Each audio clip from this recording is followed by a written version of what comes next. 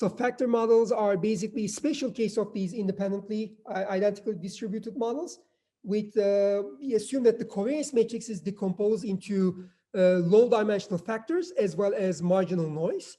So in this case, we assume that basically RT, which is the return, is some alpha factor, which is constant. So the return of the assets is some constant and is made up of some white noise, which is noise as at time t, and as well as B matrix and FT matrix that are the factors that are responsible for the randomness in the market.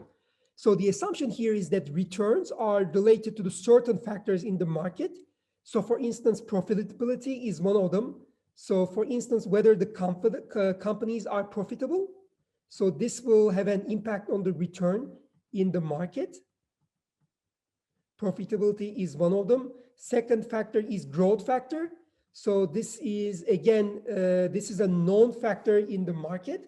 So for instance, whether a company is a growth company or not a growth company is an important factor, and that contributes to the return. And in these factor models, what we are doing is we are basically decomposing the returns into these factors. So in this case, this is kind of similar to principal component analysis, and it's been widely used. And these basically, the B here factors are basically showing the weights of how these factor values impact the return or the returns in the higher dimensional market assets. So profitability is one factor, growth is another factor, so value is another factor, or book price of the basically the company. So there are certain fundamental things about the company where the investors look at. For instance, book price is one of them. So people basically look into the book price of the company and then try to determine whether it's undervalued or overvalued. So these are all known factors, and these are all basically explicit factors, but in some statistical models, the factors may be implicit as well.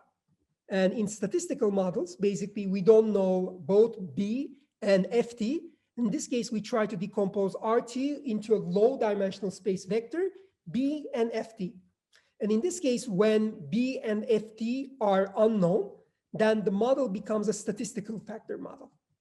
And this is quite similar to PCA. It's actually kind of PCA, principal component analysis. It's a statistical factor model, and which is known as PCA, principal component analysis.